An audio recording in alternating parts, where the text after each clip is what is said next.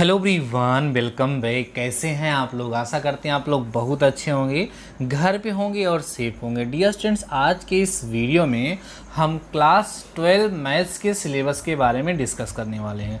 Dear students, आपको पता है कोविड-19 के कारण आपके सिलेबस का 30% हर सब्जेक्ट में रिड्यूस कर दिया गया है, जिसके चलते हमने आपके साथ हर वीडियो में कुछ ना कुछ डिस्कस किया और बताया कि कौन सा चैप्टर हटाया गया है, कौन सा टॉपिक आपको नहीं पढ़ना है। फिर भी हमारे स्टूडेंट्स की स्पेशल डिमांड आ रही थी, सर स्पेशली इसी टॉपिक पर एक वीडियो बना करके हम लोगों को समझा दिया जाए, हमारा कन्फ्यूज़न दूर नहीं हो रहा है। सो आप लोगों की डिमांड पर हम ये वीडियो आज बनाने चल रहे हैं। खूब ध्यान से समझिएगा, सारे की सारी चीज़ें आपको समझ में आ जाएंगी। दूसरी चीज़ ये है बच्चों कि इस वीडियो में हम जो डिस्कस करने वाले हैं, जो आपके सामने पेज दिख रहा है, ये ऑफिशियल वेबसाइट से डाउनलोड किया गया है, तो इसमें किसी भी प्रकार की त्रुटि की कोई संभावना नहीं है। जो इस वीडियो हम आपको समझाएंगे, जो बताएंगे, वो 100% श्योर है। सो खूब ध्यान से वीडियो को सुनिए और समझने का प्रयास करिए, जिससे आपको इसके बाद आपके माइंड में कोई डाउट ना रह जाए। तो आइए बच्चों समझते हैं।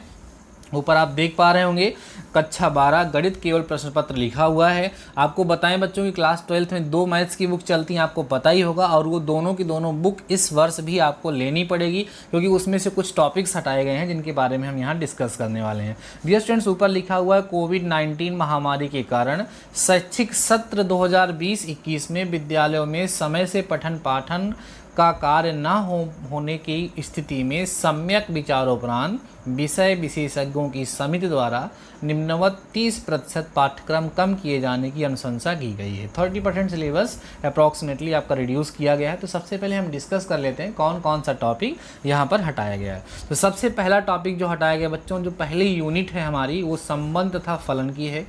इसमें से जो आपका पहला चैप्टर था संबंध और फलन है, और दूसरा चैप्टर प्रतिलोम त्रिकोणमितीय फलन है, दोनों इसी यूनिट में आते हैं। तो संबंध और फलन जो है डियर स्टूडेंट्स, उसमें से आपका संयुक्त फलन हटा दिया गया है, फलन का व्युत्क्रम हटा दिया गया है, द्विआधारी संक्रिया का हटा दिया गया है। नॉर्मली हम कहें तो आपकी बुक में अब केवल और केवल एक्सरसाइज 1.1 और 1.2 आपको पढ़ना है, उसके बाद का आपको पढ़ने की जरूरत नहीं है। संबंध के प्रकार और फलन के प्रकार, यही 2 टॉपिक आपके पास बचे हुए हैं। बाकी पहले चैप्टर में बाकी सारे टॉपिक रिड्यूस कर दिए गए हैं। दूसरे चैप्टर की बात करें प्रतिलोम त्रिकोणमितीय फलन में, तो प्रतिलोम त्रिकोणमितीय फलनों की आलेख, प्रतिलोम त्रिकोणमितीय फलनों के प्रारंभिक गुणधर्म सब हटा दिए गए हैं। मीन्स इसमें भी आपको पहली एक्सरसाइज पढ़नी है, बाकी सब हटा दी गई। ठीक है, उसके बाद आते हैं दूसरी यूनिट में से कुछ नहीं हटाया गया है, देख पा रहे होंगे आप लोग।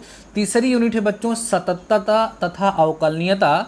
इसमें 2 इंपॉर्टेंट प्रमेय हुआ करती थी, रोले तथा लैग्रांज की प्रमेय, जिसको मध्यमान प्रमेय कहते थे, बिना उत्पत्ति के, तथा उनकी ज्यामितीय व्याख्या एवं अनुप्रयोग। पूरी तरीके से इसको हटा दिए गए। पूरे कैलकुलस में जो अवकलन वाला पोर्शन है, उसमें से बस यही 2 प्रमेय हटाई गई, रोले की प्रमेय और लैग्रांज की प्रमेय। 2 प्रमेय हुआ करती थी, जिसमें से एक क्वेश्चन एग्जाम में आने की संभावना बहुत ज़्यादा रहती थी, बट अभी इसको हटा दिया गया है। ठीक है बच्चों, अगली यूनिट पे आते हैं। इकाई 4 पर सदिश तथा त्रिविमीय ज्यामिति। इसमें से पहला जो चैप्टर था सदिश, उसमें से पहला टॉपिक हटाया गया, सदिशों का अदिश त्रिगुणन, स्केलर ट्रिपल प्रोडक्ट एक टॉपिक हुआ करता था, उसको हटा दिया गया, वो आपको नहीं पढ़ना है, लास्ट में है। दूसरा था बच्चों त्रिविमीय ज्यामिति का परिचय। इसमें 2 रेखाओं का समीकरण, 2 तलों का, एक रेखा था एक समतल के बीच का कोण। त्रिविमीय ज्यामिति में बच्चों आप लोग रेखाओं के समीकरण, समतल के समीकरण, इन सब के बारे में डिस्कस करते हैं। उसमें से 2 रेखाओं, 2 तलों एवं एक रेखा था एक तल के बीच का कोण जो है, ये सब क्या कर दिया गया, उसमें से हटा दिया गया। इसको आपको नहीं पढ़ना, जब हम वहाँ पर पढ़ाएंगे तो आपके साथ डिटेल में डिस्कस कर लेंगे। ठीक है, फिर अगला जो है बच्चों प्रायिकता है। प्रायिकता में से लास्ट में 2 एक्सरसाइज हटाई गई है, यादृच्छिक चर का माध्य था प्रसरण, बर्नौली परीक्षण था द्विपद प्रमेय। 3 टॉपिक यहाँ से हटाए गए हैं, जो काफ़ी बोरिंग से थे, हट गए हैं, कोई दिक्कत नहीं, अच्छा ही हो गया। क्लियर हो गई बात। लिखा है समैच्छिक चर का माध्य था प्रसरण, बर्नौली परीक्षण था द्विपद बंटन, ये टॉपिक हटाए गए हैं। उपरोक्त के अनुक्रम में 70% का पाठ्यक्रम निम्नवत है। अब जो 70% सिलेबस बचा हुआ है, उसके बारे में हम डिस्कस कर लेते हैं। अभी जो हमने आपके साथ डिस्कस किया वो पोर्शन था जो रिड्यूस किया गया है 30%। अब जो हम डिस्कस करने वाले हैं, जो 70% बचा है, उसके बारे में। अब ये हमारा जो सिलेबस होगा उसको समझ लिए। संबंध और फलन से जो टॉपिक बचे हुए हैं, उनसे आपके एग्जाम में 10 नंबर का क्वेश्चन आएगा। बीजगणित से 13 नंबर का आएगा, कलन से 44 नंबर का आएगा, सदिश तथा त्रिविमीय ज्यामिति से 17 नंबर का आएगा। रैखिक प्रोग्रामन जो है बच्चों उससे 6 नंबर का ये आपके एग्जाम में पूछा जाएगा। ये बचे हुए 30% जो 75% था वो था, और प्रायिकता एक चैप्टर और बच रहा है जिसमें से 10 नंबर का आपका आएगा। अगर देखा जाए तो इकाई वार में जो मार्क्स थे उसमें कोई चेंजिंग नहीं हुई है। पहले भी कैलकुलस 44 नंबर की आती थी, अभी भी कैलकुलस 44 नंबर की है। संबंध और फलन भी पहले ऐसे ही था, अभी भी ऐसे ही है। तो आप इसको नोट कर सकते हैं कि कितने मार्क्स का किस चैप्टर से आएगा। सबसे बड़ी यूनिट आप देख रहे होंगे कैलकुलस की है। कैलकुलस आपकी एक ऐसी यूनिट है जो सबसे ज़्यादा नंबर आपको दिलाती है। ठीक है, चलिए अब हम देख लेते हैं क्या क्या टॉपिक पढ़ना है हमको। संबंध तथा फलन जो चैप्टर है उसमें पहला चैप्टर जो संबंध तथा फलन है, संबंधों के प्रकार, जिसमें स्वातुल्य संबंध, सम्मित, संक्रामक, तुल्यता, एकाकी तथा आच्छादक जो है उनको पढ़ना। मीन एक्सरसाइज 1.1 और 1.2 आपको पढ़ना है, बाकी कुछ उसमें से नहीं पढ़ना है। प्रतिलोम त्रिकोणमितीय फलन में परिभाषा पढ़नी है, परिसर, प्रांत और मुख्य मान, बस इतना सा आपको पढ़ना है और उसके आगे आपको नहीं पढ़ना है।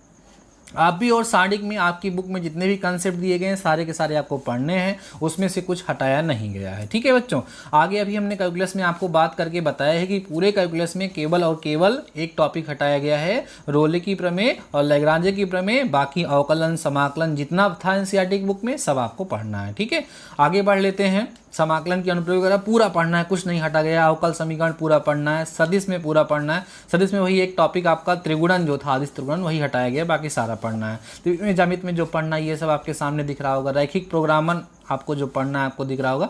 तो जो जो हटाया गया है वो हमने आपके साथ डिस्कस कर दिया डियर स्टूडेंट्स, और जो बचा है वो आपके साथ हमने डिस्कस किया। आपको ज़रूरत होगी तो बीच बीच में आप वीडियो को पास करके स्क्रीनशॉट ले सकते हैं अपने सिलेबस का।